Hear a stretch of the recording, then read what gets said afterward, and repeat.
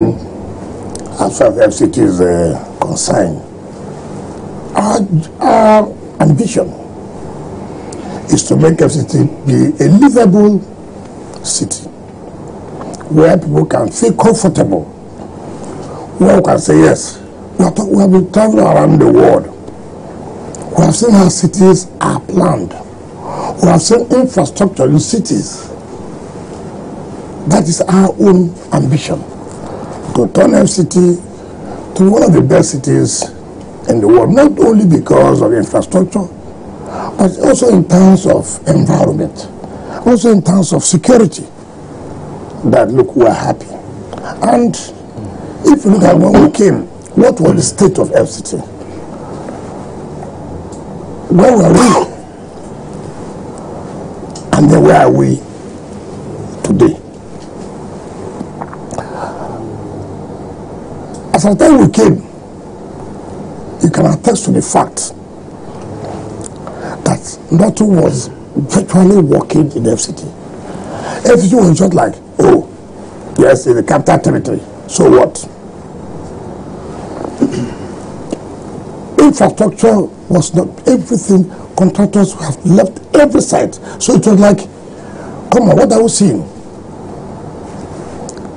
Insecurity was the order of the day. The sanitation was very poor. Everywhere was dark. So it was a big challenge.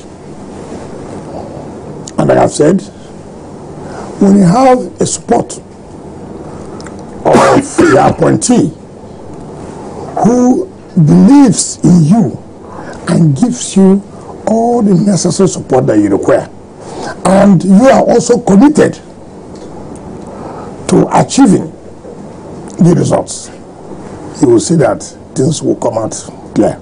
And that's what we have seen today. Where do I start from? Where do I start from? FCT was where staff could not achieve their ambition, where their growth was stagnated,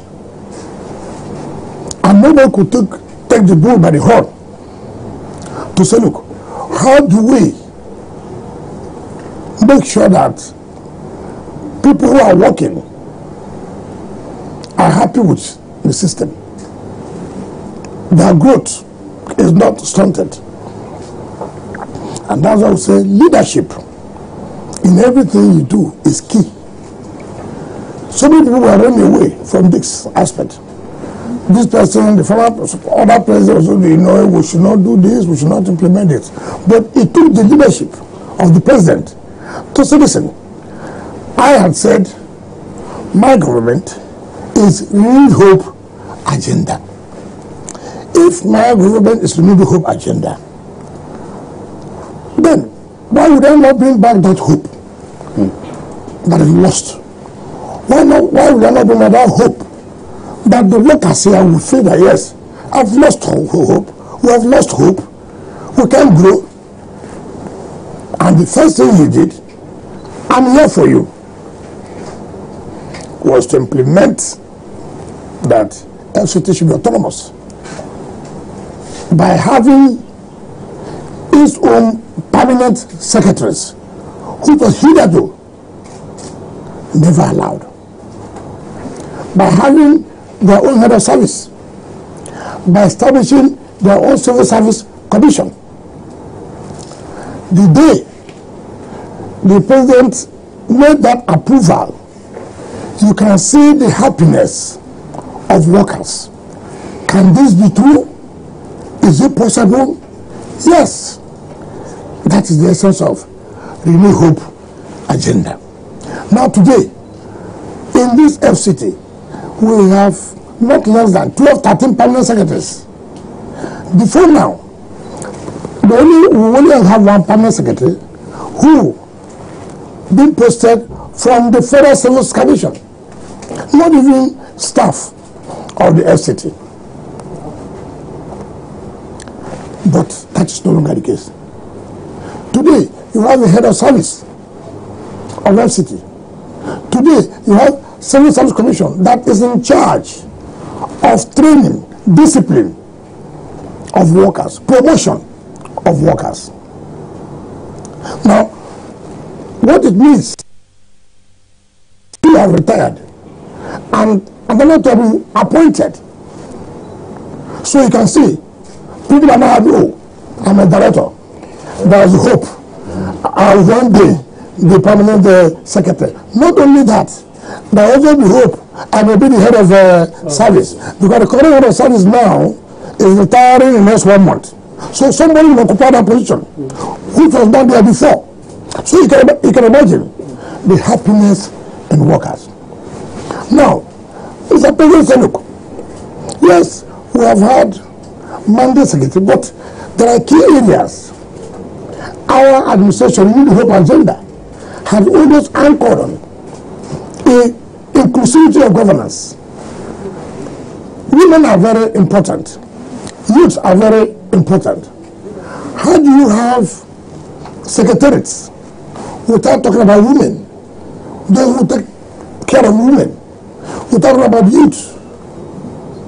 And Mr. President is wisdom. So listen, we cannot talk about government, we cannot talk about inclusivity without having these separate secretaries. So he approved the establishment of the Women's Secretariat. That's why we now have mandate secretary for women. And the clamor for the youth.